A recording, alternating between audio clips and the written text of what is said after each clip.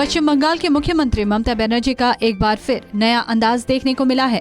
इस बार सीएम ममता बनर्जी पश्चिम बंगाल के अलीपुरद्वार में लोक कलाकारों के साथ डांस करते दिखाई दी। ममता बनर्जी यहां एक सामूहिक विवाह समारोह में शामिल हुई थी। इस दौरान उन्होंने लोक कलाकारों के साथ पारंपरिक डांस भी किया। कानपुर हिंसा के मुख्य साजिशकर्ता हयात जफर हाशमी सहित 4 आरोपियों जावेद अहमद खान, मोहम्मद राहिल और मोहम्मद सुफियान को पुलिस रिमांड पर लेने के लिए सीजेएम कोर्ट पहुंची।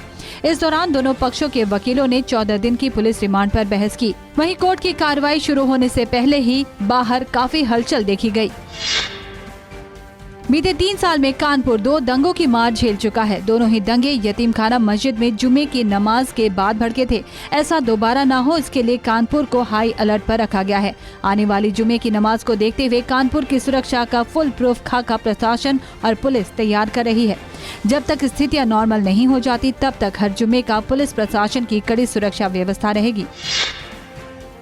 देश के हाईवे का निर्माण करने वाली NHAI संस्था नित नए कीर्तिमान हासिल कर रही है। केंद्रीय सड़क परिवहन व राजमार्ग मंत्री नितिन गडकरी की देखरेख में चल रहे NHAI ने इस बार भारतीय राष्ट्रीय राजमार्ग प्राधिकरण ने 5 दिनों से कम समय में NH53 राजमार्ग पर लगातार एक ही लेन में 75 किलोमीटर सड़क बनाने का नया रिकॉर्ड अपने नाम दर्ज किया है। NHAI को इस रिकॉर्ड निर्माण के लिए गिनीज वर्ल्ड रिकॉर्ड ने अपने रिकॉर्ड में स्थान दिया है।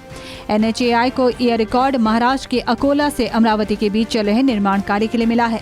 इस मार्ग पर प्राधिकरण ने 105 घंटे 33 मिनट के रिकॉर्ड समय में 75 किलोमीटर हाईवे का निर्माण किया। इसकी जानकारी मंत्री नितिन गडकरी ने अपने ट्विटर हैंडल के माध्यम से उपलब्ध कराई है। दिल्ली के जहांगीरपुरी में मंगलवार रात 2 गुटों के बीच पथराव की घटना से इलाके में दहशत फैल गई। घटना जहांगीरपुरी के आई ब्लॉक में हुई। यहां पहले से ही हिंसा के बाद से तनाव बना हुआ है। सूत्रों के मुताबिक 2 गुटों में कहासुनी हो गई, जिसके बाद जमकर मारपीट हुई और देखते ही देखते दोनों पक्ष एक दूसरे पर पथराव करने लगे। घटना की एक CCTV फुटेज में लोगों को एक दूसरे पर पथराव करते हुए देखा जा सकता है।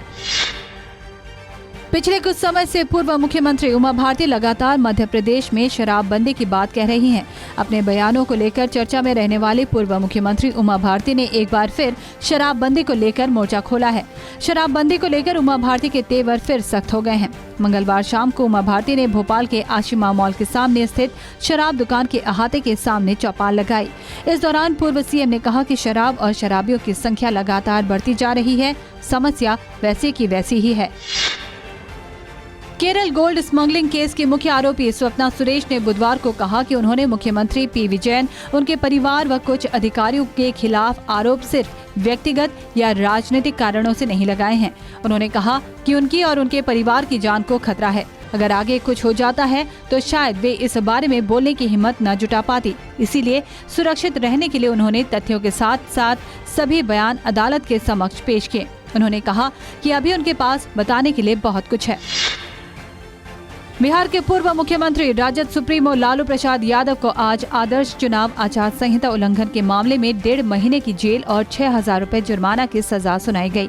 आज वे झारखंड के पलामू सिविल कोर्ट में पेश हुए। लालू यादव को कोर्ट ने तुरंत ही छोड़ते हुए केस का निष्पादन कर दिया। इस मामले में लालू रांची के होटवार जेल में रहते हुए पहले ही 1.5 महीने की सजा काट चुके हैं। यह मामला पलामू कोर्ट के प्रथम श्रेणी न्यायिक दंडाधीश सतीश कुमार मुंडा की MP MLA स्पेशल कोर्ट में चल रहा था। लखनऊ में PUBG ना खेलने देने से नाराज 16 साल के बेटे ने अपनी मां की गोली मारकर हत्या कर दी।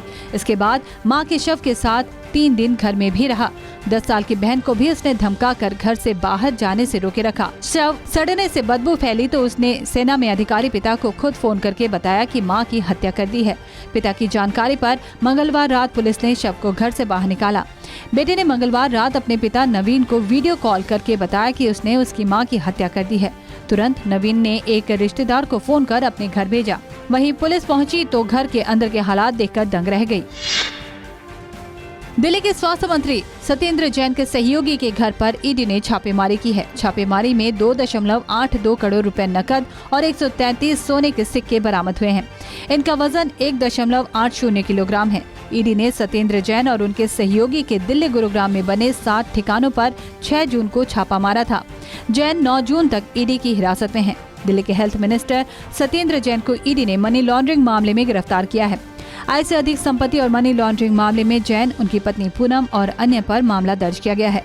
आरोप है कि जैन ने कथित तौर पर दिल्ली में कई शेल कंपनियां बनाई या खरीदी थी। उन्होंने कोलकाता के 3 हवाला ऑपरेटर्स से 54 शेल कंपनियों के जरिए 16.39 करोड़ रुपए का काला धन भी ट्रांसफर किया। बता दें कि पिछले महीने ईडी ने जैन परिवार और उनसे जुड़ी कंपनियों की 4.81 करोड़ रुपए की संपत्ति कुर्क की थी। 2018 में भी इसी मामले में ईडी ने सत्येंद्र जैन से पूछताछ की थी। पैगंबर मोहम्मद पर टिप्पणी के मामले में अब आतंकी संगठन अलकायदा भी कूद गया है। अलकायदा इन द सबकॉन्टिनेंट ने चिट्ठी जारी कर भारत को चेतावनी दी है। चिट्ठी में दिल्ली, मुंबई, यूपी और गुजरात में आत्मघाती हमले की धमकी दी गई है। यह चिट्ठी सोशल मीडिया में वायरल है। अलकायदा ने लेटर में कहा कि भारत में इस्लाम धर्म का अपमान किया गया है।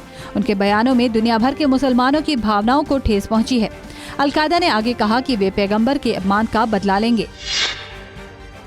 पैगंबर मोहम्मद के खिलाफ भाजपा नेताओं की टिप्पणी करने के मामले में विवाद गहराता जा रहा है।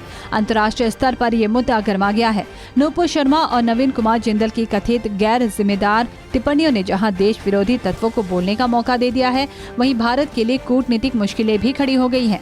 दुनिया के कई मुस्लिम देशों ने पैगंबर मोहम्मद के खिलाफ भाजपा के नेताओं की टिप्पणियों की कड़ी आलोचना की है। ऐसे में भारतीय विदेश मंत्रालय के अधिकारी अब ताबड़तोड़ इस नुकसान की भरपाई करने की कोशिश कर रहे हैं। सांप्रदायिक हिंसा के खिलाफ इधर यूपी प्रशासन ने सर्वधर्म बैठक आयोजित की, जिसका मकसद राज्य और शहर में शांति और भाईचारे का समाज बनाना है। तमिलनाडु की राजधानी चेन्नई में एक हादसा हो गया है। वहां एक एसयूवी गड्ढे में गिर गई। यह गड्ढा पानी निकासी की व्यवस्था करने के लिए बनाया गया था। फिलहाल वहां काम जारी था। इसी बीच वहां से गुजर रहे कार सवार यात्री को गड्ढे का अंदाजा नहीं हुआ, जिसकी वजह से गाड़ी वहां गिर गई। कार को ड्राइव कर रहा शख्स किसी तरह अपनी जान बचाकर उससे निकला। शख्स को थोड़ी बहुत चोटें आई हैं। गाड़ी को अब बाहर निकाल लिया गया है। 2 साल बाद मध्य कश्मीर के गांदरबल जिले के तुलमुला इलाके में स्थित खीर भवानी मंदिर में आज से वार्षिक मेले का आयोजन किया गया है। इसमें शामिल होने के लिए मंगलवार को कड़ी सुरक्षा में 50 बसों में करीब 1400 कश्मीरी पंडित परिवार जम्मू से गांदरबल पहुंचे। कश्मीर में टारगेट किलिंग को देखते हुए सरकार अलर्ट मोड पर है। गृह मंत्री अमित शाह ने मंगलवार को कश्मीर में सुरक्षा व्यवस्था को लेकर हाई लेवल मीटिंग की और अमरनाथ यात्रा से लेकर खीर भवानी मेले तक की तैयारियों के बारे में जानकारी ली। हालांकि जम्मू में रहने वाले अधिकांश कश्मीरी पंडित संगठनों ने इस बार मेले में नहीं जाने का फैसला लिया है। Tokyo Paralympics champion Avani Lekhara ने पैरा शूटिंग वर्ल्ड कप में गोल्ड मेडल जीता है। अवनी लेखरा ने फ्रांस में महिला 10 मीटर एयर राइफल में ये गोल्ड रिकॉर्ड स्कोर 250.6 के साथ जीता है। 20 साल के अवनी ने अपना ही 249.6 के स्कोर का विश्व रिकॉर्ड तोड़ दिया है। इस जीत के साथ ही उन्होंने 2024 के पेरिस पैरालंपिक्स में जगह बना ली है।